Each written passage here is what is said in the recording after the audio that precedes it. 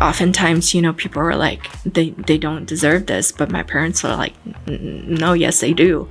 And they kept, like pushing us and taking us out of like those comfort zones, because it would have been super fine if, we stayed in those farming villages in Dolio, in Hubei, and stay in the South and just, stayed home, farmed, sewed, and bordered, and, cooked. Just become wives and mothers. Yep, perfectly fine. But my parents just were like, we've got to get out. They deserve better.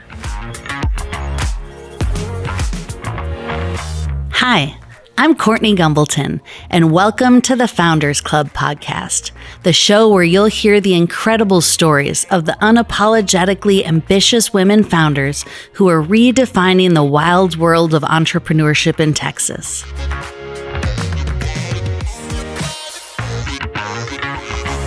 All right. Well, today I have a very special guest. I mean, I know all my guests are special, but this one's extra special because it's my dear friend, Jin-Ya Huang.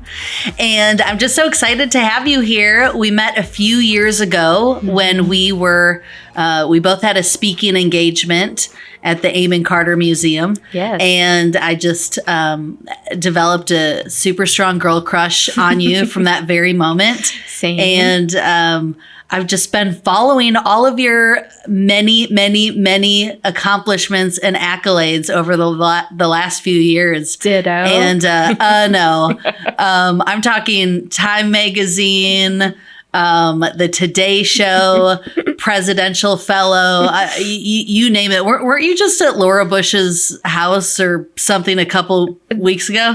Bush Center. It was at the Bush Institute. Yes. Wow. Yeah. We were cooking there. Yeah. Yeah. So while I might have a couple local, little somethings, my girl's been all over the country. So welcome. Thank you. It's an honor to be here. I appreciate you driving all the way from Dallas. Oh, of course. I wouldn't miss this. And there was a wreck, right? Yeah, but like that, we're in DFW. Hello, like every Monday in DFW. It's gonna happen. Yep. Well, I have been, obviously I've been having a fun time capturing women FoundHER stories. Yes. But your story, I've really been looking forward to because, there's a bit of an international aspect to it here. Oh, yeah. Which will be the first. Oh, yes. Fantastic. So far. Okay. So I always love starting off by talking about childhood. Yes. Only because, what's more fun than your childhood? It's our origin story. Yeah, seriously. Ooh, you just gave me like major Marvel vibes, right? Yeah, exactly. So, oh my God, that's going to be my new question. What's your origin story? Yeah, because if you really think about it, because that's kind of like where your superpowers first come from. So, weren't you one of 6 children? Yes, one of 6 girls, actually. Oh my gosh. Yeah. And let me guess, all your dad wanted was a son. Yep. Typical Asian dad. My dad was the same way. All he wanted was a boy and 5 daughters. Yep. Go play sports and, serve in the army, all that jazz. But nope. So where all did you girls. fall within the 6 girls? Number 5, actually, second to the youngest. Wow. Yep. Yeah, back then, they didn't know that the sperm is what determines the gender. Yeah, And so I know. They always used to blame it on the woman. Exactly. So my mom would get blamed every time, we would go down south to Taiwan to visit my grandmother on my father's side. And she would just beat my mom and just like, why are you having these girls? And never thought it was like my dad's fault. And it was so challenging because, my mom didn't have access to education. Like she was made to quit 6th grade. She didn't even finish elementary school because to them, pouring education into girls is like pouring water out of the bucket. Oh, just a waste of resources? Waste of resources and time. Yeah. Wow. And was that in China or where was Taiwan? In Taiwan. My ancestors were people who escaped China from communism to take refuge in Taiwan. And so, getting there was already such hardship because my dad actually grew up during the war, during Japanese occupation. And, he was forced to have a Japanese education actually until he was like 7. Wow. And so, he used to have to go to school when they're like shelling and bombing, and had to hide in the ditches and, rationing eggs and salt and, soy sauce and things like that. And, that's why he saved every rubber band from green onions and broccoli. Yeah, because of that scarcity mindset. Exactly. Because they grew up in the Depression, and my mom was like, we can't stay in the South. We have to get the girls someplace where they can get education, and that's why they moved us up to Taipei, to the capital. Wow, that's where I grew up. So you grew up watching your parents struggle to overcome poverty, living in a farming village, right? But your mother saved up enough money for you to take art lessons when you were 3 years old. Yep. And she did that for actually all the girls. It was art lessons, ballet lessons, and piano lessons. And obviously, I did not take to ballet or piano. It was such torture. But whenever we did well, my mom would take us to the wet market and go to this little cart that was at the wet market, at the night market, and these little red bean cakes as reward when I did well in something. And I remember going to that first art lesson, just walking through the screen door, and the kids were all drawing on the floor, not even on desks. I was like, I have died and gone to heaven because there are no rules here, and everybody was drawing outside the line. And I was like, this is fantastic. This is where I belong. Wow. Yeah. So what was it about art that just drew you to it? I don't know. I think it was something that, because it didn't have boundaries, it didn't have borders, and it didn't matter if it was a boy or girl or, an adult or child that I was showing my artwork to. They understood immediately what I was expressing. And I was super into anime and read manga all my life. Yes. Like I consumed graphic novels. It didn't matter if it was in, Japanese, Korean, or Chinese. I just got it, and so I was drawing a lot of that growing up. And I loved the idea that it was such a wonderful universal language. So it was more so about the way the art made you feel, and it allowed you to express that to other people. Yeah. And I think that's the thing. It's like growing up knowing that that's my language, and as a truth teller, it was just such a way that I can express that, so people understood. So your mother, she saved money by scraping it together from cooking and sewing. And then your father worked at a distant cement factory where he was a mechanical engineer. He came home twice a year. It was Chinese New Year. He always came home, and it depended on schedule. It was either winter break or, some other fall break or something like that. And but for 12 years of my life, I only saw my dad twice a year because he was off away to earn money. So we wouldn't, die of hunger. I mean, because we were living way below poverty line. It was difficult to raise, 6 girls alone. But my mom, So that was the sacrifice. That was the sacrifice. Yeah, they did it all for us. I know. I'm so grateful. They took that investment in us. It's like, and growing up, it's like. And girls too, oftentimes, people were like, they don't deserve this. But my parents were like, no, yes, they do. And they kept, pushing us and taking us out of those comfort zones, because it would have been super fine if, we stayed in those farming villages in Dolio, in Huwei, and stay in the South and just, stayed home, farmed, sewed, embroidered, and, cooked. Just become wives and mothers. Yep. Perfectly fine. But my parents just were like, we've got to get out. They deserve better.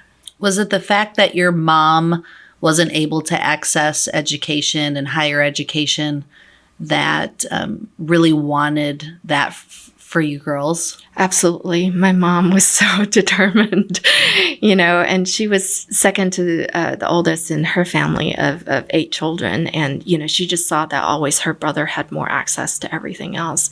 She saw that with my dad too. And she was like, our girls deserve more. And I deserve more, but if I can't get it for me, I'm going to get it for them.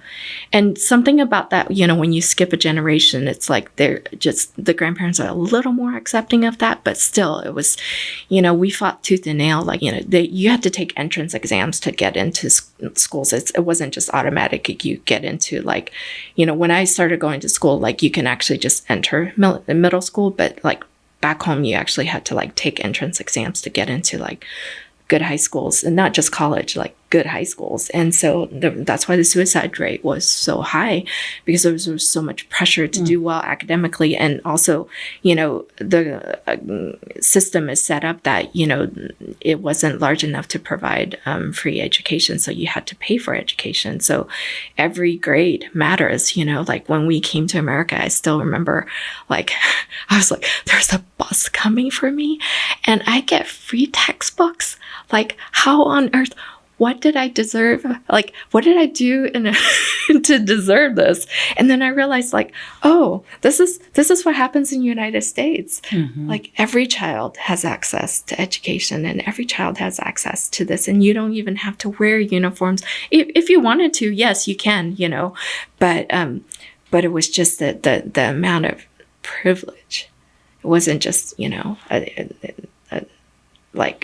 it wasn't a right. It's the privilege to do this, and really like appreciating that I think that was the thing. It was just, my mom fought every step of the way for us to get access to success, that I am forever indebted that she did that for us. So your parents were working hard, taking care of you girls. Mm-hmm. Your dad was coming home when he could. Mm-hmm. And then he lost his job. Yep. He got to an age where ageism is real. People were like, oh, this may be like an old dog that couldn't learn new tricks. And they kind of, said, well, you're getting a promotion. You're going to get a desk job. You're going to, work here in Taipei instead of, in Taidong and, at the factories. But my dad, loved working on site. And he really kind of just felt like, he was losing grip on really what was happening in the company. And he just started talking to family members about, what would be a different way about this, because he needed a different way to support his family. So what happened next? Well, so my aunt and uncle were going to school in America, and my aunt had gotten her MBA, and my uncle had gotten his doctorate in chemistry, out of all things. Wow. And they had started a restaurant already in Tulsa, and they were like, we're seeing this trend that we want to start a Chinese version of McDonald's around here. Do y'all want to come and help? And my parents said yes. So, yeah. And so this was in the 80s? Yep. Mm-hmm. My 2 oldest sisters were already married and engaged, and so they stayed behind. And so the 4 younger ones actually came. So your aunt and uncle, now did they just have the one restaurant, or were there? They were actually 16 in all. Ended up. Gosh. Yeah. So they, when my parents said yes, they were like, okay, cool. Then we're going to start with this one. And it just blew up. It was so popular. They had like 6 locations in Tulsa, and they expanded to Dallas. There were, I think, 6 locations here as well. There were some in Kansas and Arkansas and throughout the Southwest. Yeah, that's incredible. Thanks. Wow. Yeah. So they offered to sponsor your family for visas? Yep. Mm-hmm. And what was it like leaving Taiwan? Horrendous. Oh my gosh, I was 13, Courtney. So were you leaving all your friends? All my friends behind. It was so horrible. I hated my parents for the longest time. I was like, why would you tear this away from me? I was just, like getting to know my friends and, like just starting to find like, my path as an artist and, and I was just getting like my footing and like I was playing sports and, like I was having fun and I didn't hate school that much, and they tore me out of that and brought me, from Taipei, Taiwan to Tulsa, Oklahoma. I would have thought that your friends would have been super jealous and that you would have felt like you hit the lottery coming to America. No? I think no. I think initially it was definitely like, I hate you, mom and dad. Why did you do this? And my friends were like, yeah, cool, getting to go to America, but you're going to be by yourself. That's super sad.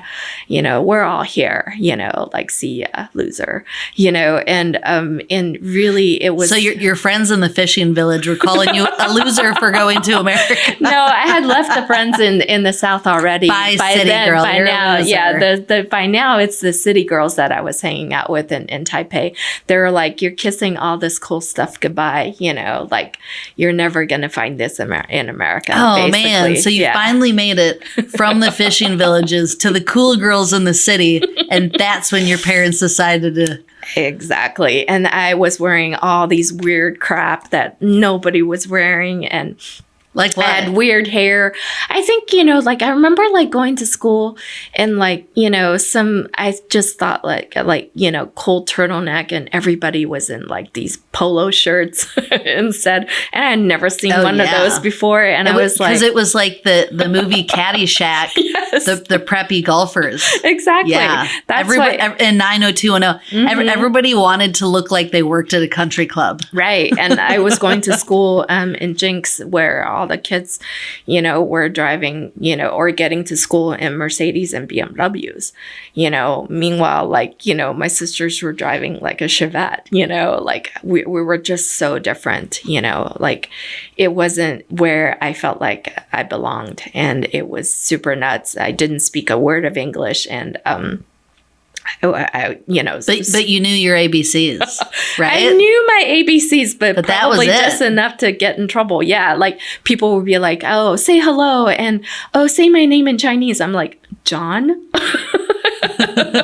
That's what it is in Chinese, But you knew how to swear. Right? Yeah, you always learn the swear words. Well, you could say F you. That's in the alphabet. Being typical Asian, it's like, you say it under your breath. But I learned definitely all that first. But having to survive ESL and all that jazz, it was, if it wasn't for Mrs. Ellsworth, my English is the second language teacher, I don't think I would have, gotten through those first 2 years. So once you finally accepted that you were leaving the cool kids and moving to America, how did you envision your future to become? What did you think was going to happen? I don't know. I think at the time I was just like, this is so grim. I don't know what's going to happen. I have to just survive middle school first and then, get to high school and just, barely see whatever's going to come. But I think I just wanted to get through school. And I didn't really know what was going to happen. And the whole thing was we were all required to help out with the restaurant. That was just the thing because it's a family business, and being Asian, it's very typical. My aunt and uncle actually had 3 generations in the household. My aunt's mom actually lived with them. And so my mom, on top of, chefing, she was also actually helping to raise my nieces. My dad was at the restaurant all the time. And so he was helping my aunt and uncle run different franchises. And so they were never home. My baby sister and I, we were joking the other day that I was telling my son, we were latchkey kids. I was 13, my baby sister was 7. And we just knew where the fridge was and where to heat things up, how to like get ourselves into the house and got ourselves to school, put ourselves to bed. We like never saw our parents, and like they never came to parent teacher conferences. We were just responsible for our own grades.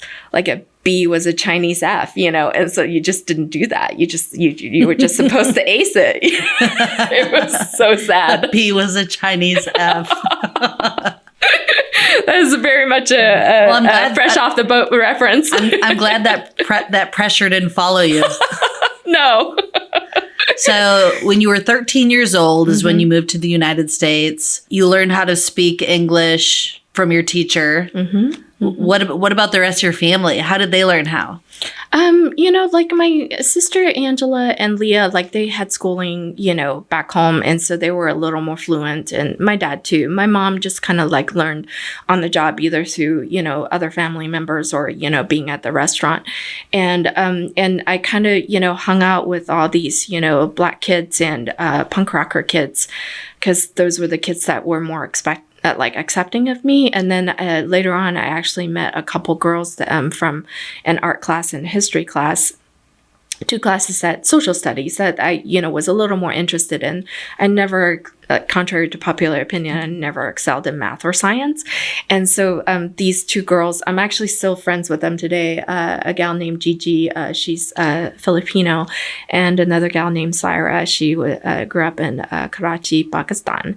And so they understood me. They had schooling, back in their home countries in English already. And so they knew how to kind of navigate both, and they kind of helped me through that, through a lot of that hardship of the language barrier and cultural differences too. And so, yeah, and like I said, we were all made to work at the restaurant. And if I wasn't working at the restaurant, I was helping bookkeeping, like counting cash. It's like, you're 13, you're old enough to do this, you got to step up and contribute, because it's a family business.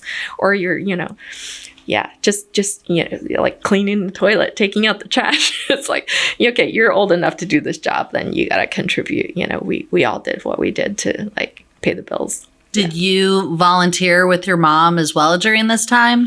Yeah, so my mom was always really involved with the Buddhist Compassion Relief Foundation. And so growing up, it didn't matter, if we were back in Taiwan or here in America, we were always involved in some sort of, philanthropic work. She was raising us, even though we never had money, we always had time. And that to us was more valuable than anything.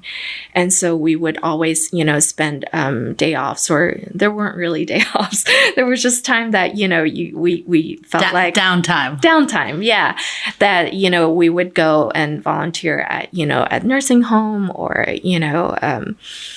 at the homeless shelter, or people without housing, and really just she would always cook for fundraisers, galas, and things like that. And because she knew how to sew, she would sew blankets, and when she knew was needed to cook, or for bake sales and things like that, she always pitched in, because being in the restaurant, she was so used to cooking for hundreds of people that it was it came easy to her. And those terrible piano and singing lessons skills would come in. We would go and sing, and for the elderly and all that. I was actually a youth group leader at one point, because I just, it was like a chance to kind of bond with other kids and to have fun, because, our parents were already hanging out in the space, and, why not go do this? And it's, it's for a good cause, and it's, people that you like. Well, what an incredible message that even though maybe you don't have money to contribute, you can still give your time. Always your time. And half of the time, that's the biggest thing is it's just people just want you to show up, and showing up, intentionally, mindfully, and authentically. That was really my mom really, really role modeled that very, very well. So you saved your money to attend the University of Texas at Dallas. Mm-hmm. And we already stated that going to college was pretty important Yes. for your mother, Yes. for you to do. Mm-hmm. And what did you major in? What was college like for you? Okay, Courtney. So this is. Did you find a new group of cool kids? I found a new group of cool kids when I was like thinking, oh, my parents would really want me to study like, business law or medicine or something, but I'm not interested in any of that. But at some point I was like, okay, maybe I can stomach international business, right? I was failing in accounting and statistics, and if it weren't for the Patel girls, those twins, I still to this day, I would not have passed stat, right? And I did make new friends, but I also, made new grounds that I can't survive in this space. It's great, it's fantastic, but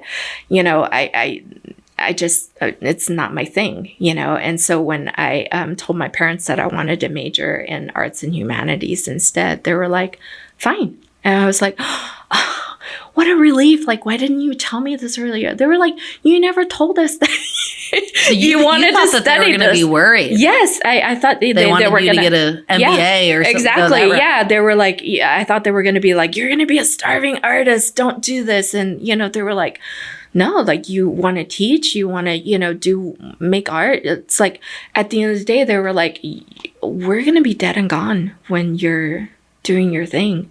You need to be happy. And I was That's like, incredible. It was huge. I had all these assumptions, right? And I just never verbalized them because I was such a typical Asian kid. I stayed quiet. I just kept my head down and worked super hard. I totally internalized it. And when I finally said it, it was like such a huge relief. And they were just like, go do what you want, because if you just keep doing what you love, the rest will come. That's so true. Yeah. Yeah. That's why I was always told never chase the money. No. Because if you're doing what you love, the money will come. Mm-hmm. Mm-hmm. Let's hope that happens. We'll keep hoping that. So you took up, after graduating or maybe during, you took up photography, where you secured a coveted internship at Neiman Marcus. And within a few years, you were promoted to art director and worked on the infamous book. Yeah. Tell us about that. Oh, that was crazy. I still remember. Does that feel like ages ago? Ages ago. Yeah. Because I remember I was thinking like, I really want to do this. I really want to be in a prestigious agency.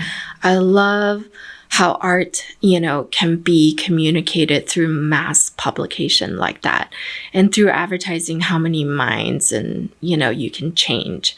And being such a visual learner, I love that kind of language, and interpreting, photography into graphic design, into, messaging and branding and all that stuff. And I remember just like finishing school and thinking, gosh, I'd love to intern someplace, that would be, something I could really put on my resume.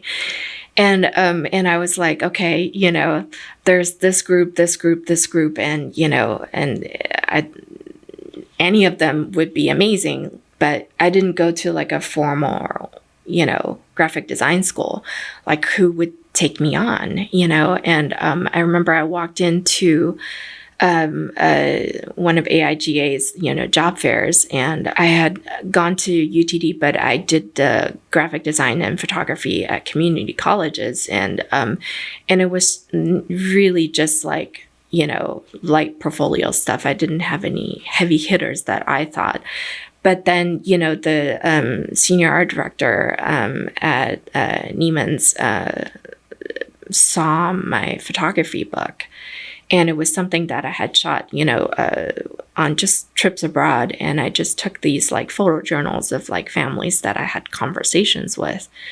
And I would just always be curious about like, how'd your family get here? And tell us your story. And, I would ask a ton of questions and, obviously permission to take photographs and just kind of like tell these family stories and every step of the way. And I remember she was like, this is phenomenal. Like, you don't see this level of work coming out of school and things like that. And she was like, let me have your resume. And, and then my painting professor from UTD, I had started grad school, never finished, but I had this studio class with this other gal.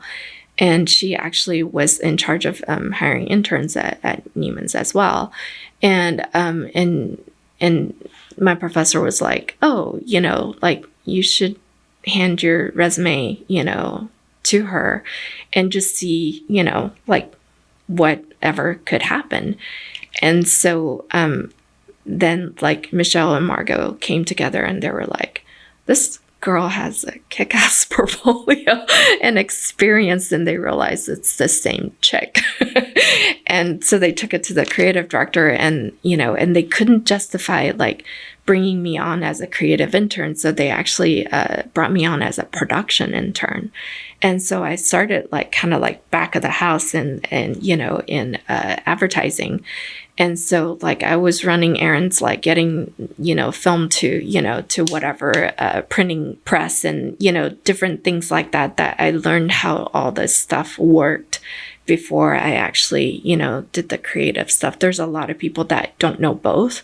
And I kind of learned it in that like 360 degree kind of way. I was so grateful that they gave me that opportunity, because at first they were like, okay, why are you production intern? Like you should be project managing. And I did that. And then they were like, wait, why are you a project manager? You really should be like creative. And that's how doors, kept opening, because I was just asking a lot of questions like, what more can I do? This is great, but I'm interested in this. And I still remember I was dreaming out loud, about becoming an art director and, at Neiman's, and like, that was my goal, was to work in not only media advertising where they were doing, newspaper magazine work, but like I wanted to work on the book, because it was like this major like megalog basically. And I remember I had a friend that was telling me like, that's really hard. Like there are people who have like worked at, like Richards Group or Tracy Locke or, all these places that, like they've applied and like haven't gotten in. Like there's no way you would get that job. And I was really hurt by that. And I was just like, well, they're not me. I'm stubborn, tenacious, resilient, and, I've got grit. I'm interested in this. Is what I want to do. I'm just going to put my mind to it. I'm going to work super hard to back it up.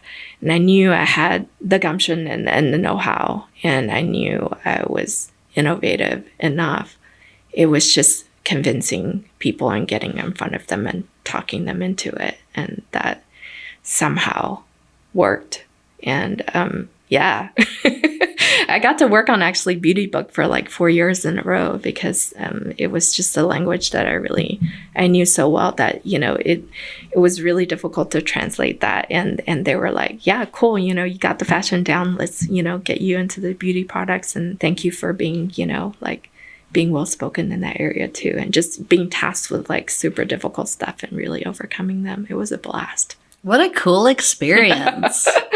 Yeah, it was. Yeah. I mean, and the book has such a reach. Exactly. It goes to so many people. Millions in who circulation. Look forward to seeing it every year. Yes.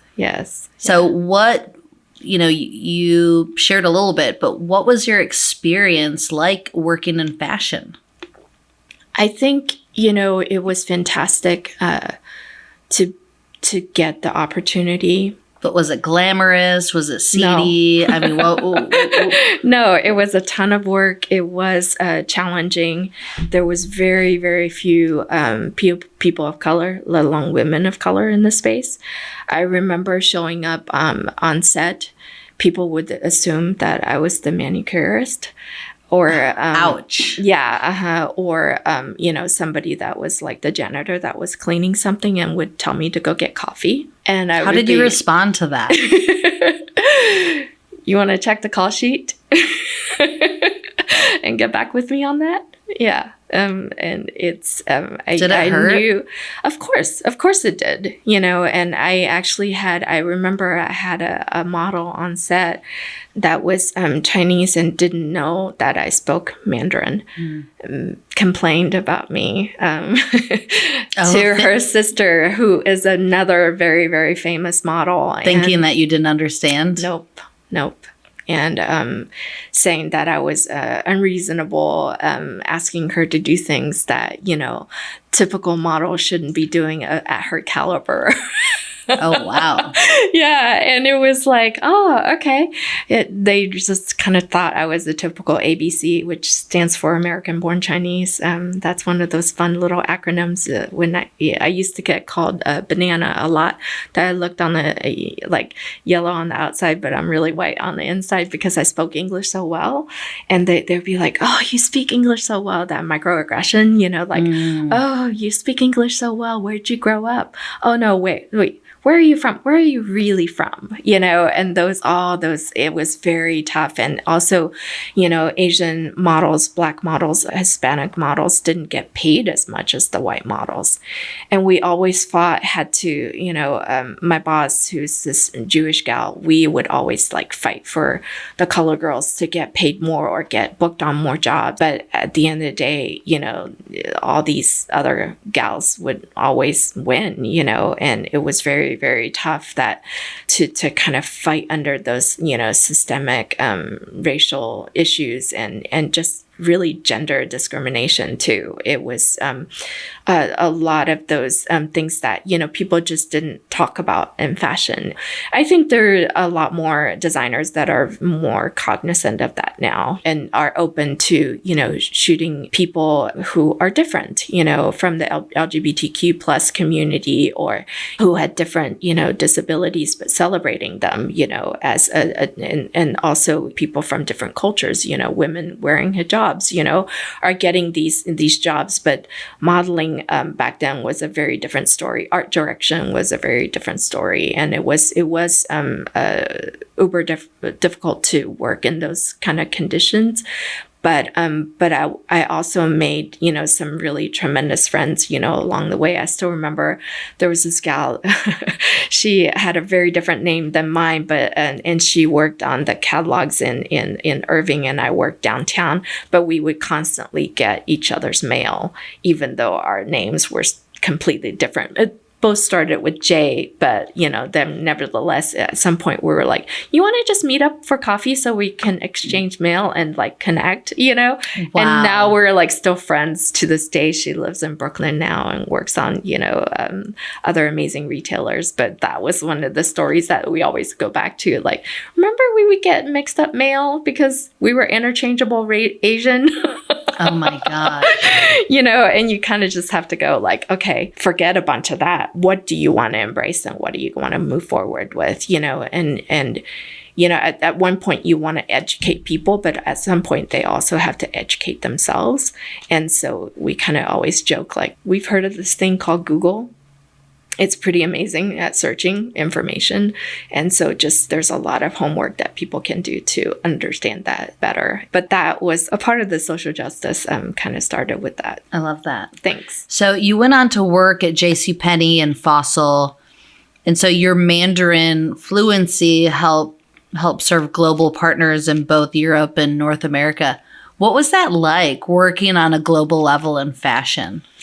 It was incredible. I think that the thing was, I was always making art already because, while I was in corporate, I've always been a practicing artist. I always, had art shows, and I was always either teaching art, at museums or galleries or showing artwork in institutions and spaces. And so I was always doing that, but I had collectors from all around the world, here in America or, in Asia and Europe. But I wasn't getting to do that by day in my corporate job. And so I remember going to different women in the space and just asked, okay, so I'm a single mom and I'm a practicing artist. I speak Mandarin, and yet I haven't been able to really utilize all these skills in this space. How do I show up, as authentically as I can with not only my professional self, but my personal self, and really combine those aspects of me and be a better employee, better person, better overall, like, global citizen. And they offered different advices. You know, one of them basically was like, well, I've got this packaging manager job that you would actually get to work with Hong Kong, Asia, and, you know, all the factories and warehouses and offices that we work with around the world. And, you know, you get to work with fashion brands. I was already designing like packaging and different aspects of campaigns for global brands like Burberry, Armani, and Tory Burch and Kate Spade. And I was really looking to understand more holistically, you know, what that would look like. And so like we were already dealing with that aspect of global, like, you know, working with European partners. And, you know, I just really wanted to like dive into the Asia part, like where my roots are. And that was really phenomenal because my boss was Asian and I got to work with other Asian people. I really, majority of the time, actually got to speak Mandarin because most of the people from either Hong Kong office or even warehouses, you know, in Shenzhen and different provinces, you know, whenever they got stuck with something, it was like, wait, Jin-Ya can read and write Chinese. Let's just go to her for this. And so often, even if they joke that American kid, because no matter what I do in my Mandarin, they're always going to be like, oh, you have a little tinge of that American accent, you know, but still they give you effort for trying, right? Just like every other language. Like I took French in high school and I still butcher it, but every time. I did too. I took French in middle school and high school. So it's like, you know, even just when you say bonjour, comment ça va, you know. Très bien. Yeah, très bien. I know. Merci beaucoup. You know, like I am totally butchering it out. But even when I try, it's like people give you credit for it. And, you know, and it just a little ounce of that goes a long way, right? And so. But the French would, I mean, they'd put you to shame if you spoke to them. Yes, but I also remember that while they put you in shame, they were like, well, at least you actually said something. Yeah. And you weren't this rude little like, do you whatever. Speak American? Exactly. Yeah. You know, and it's like, yeah.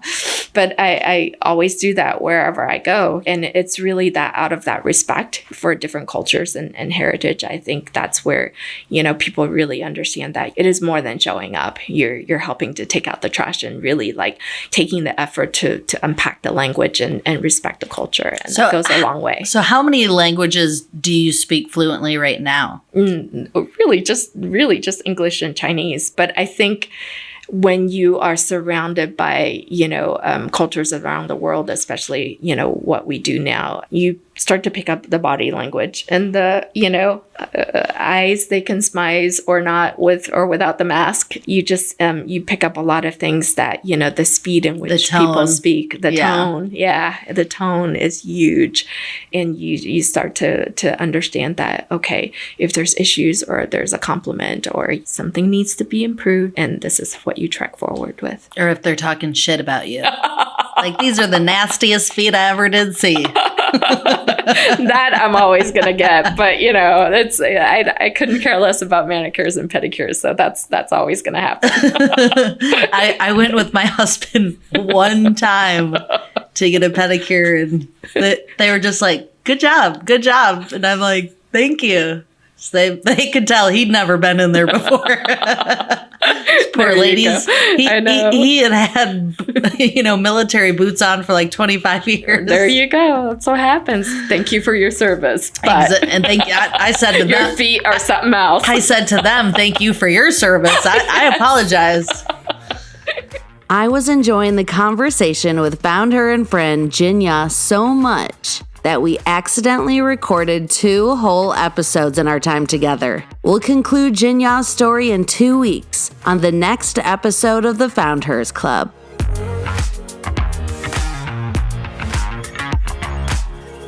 Thanks for listening to this episode of the FoundHERs Club, where women aren't just building a business, they are building themselves. Follow us on Instagram, Twitter, and Facebook at FoundHER's Club. Or you could visit our website, foundhersclub.com. Send us any questions you have or recommendations for future podcast guests. Even better, you could spread the love by subscribing to the FoundHER's Club on iTunes. And if you really love us, leave us a 5-star review. This will help other listeners just like you find us. Now go share your magic with the world.